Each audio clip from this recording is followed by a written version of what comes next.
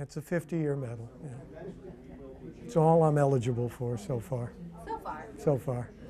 I was diagnosed just before my 14th birthday in 1961. So I've lived most of my life as a diabetic. I don't mind calling myself a diabetic. Some people get upset. It's okay. I've seen lots of changes, like all the people have over the years. Started out boiling syringes, sharpening the needles on a stone, peeing in a cup. All that's good stuff. And now technology has actually passed me by. I'm sort of stuck in the 20th century. I do have an insulin pump. I don't have a CGM yet, but eventually I will.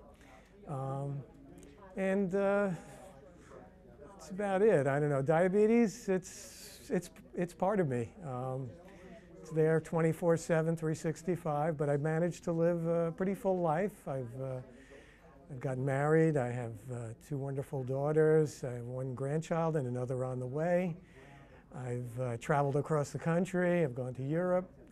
I've done 2 New York City marathons, all with diabetes. So, you know, I'll take it. In fact, the only thing I was not able to do at the time was be drafted into the armed forces during the Vietnam War. And that's, what can you say?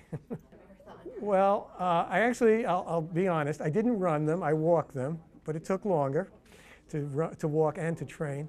But there was an organization that doesn't exist anymore, International Diabetic Athletes Association, that used to have tables at the marathon every 3 miles at the medical tables. And they would provide blood testing machines and carbs for the runners to test, to see where they are, and if they wanted carbs.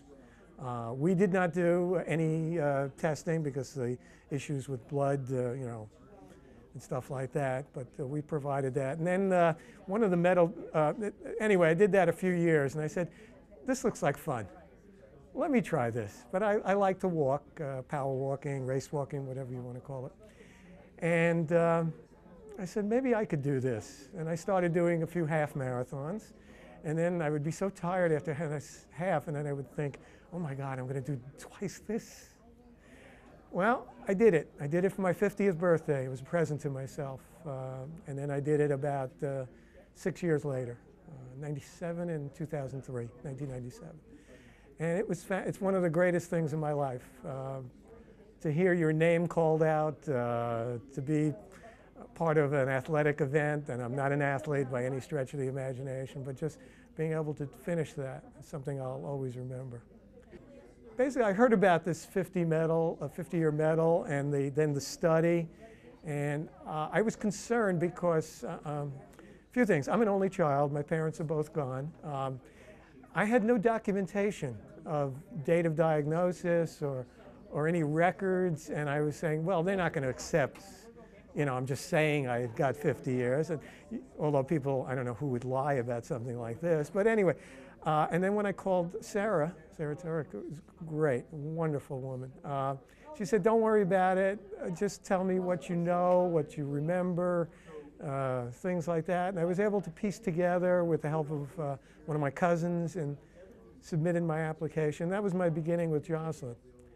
I had never gone up to Joslin prior to that. Well, being up here, this is the first time I've been up here for the ceremony and things. Fascinating meeting all these wonderful people. And you can share stories.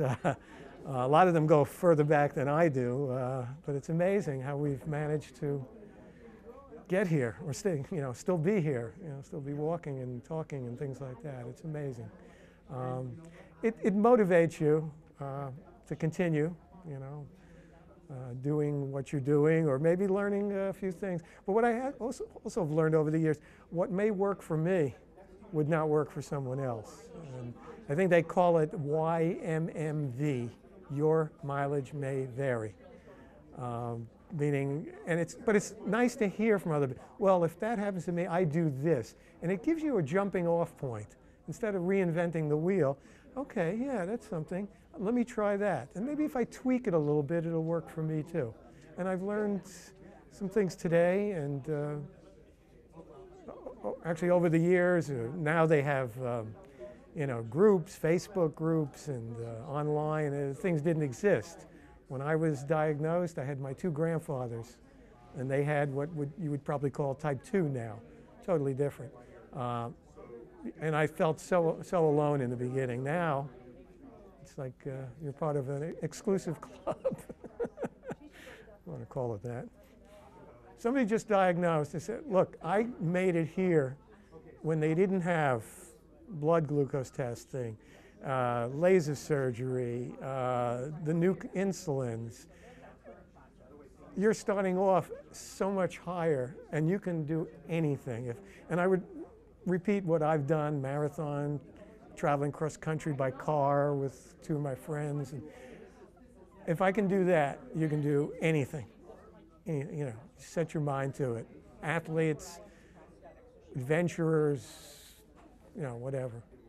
It's all possible.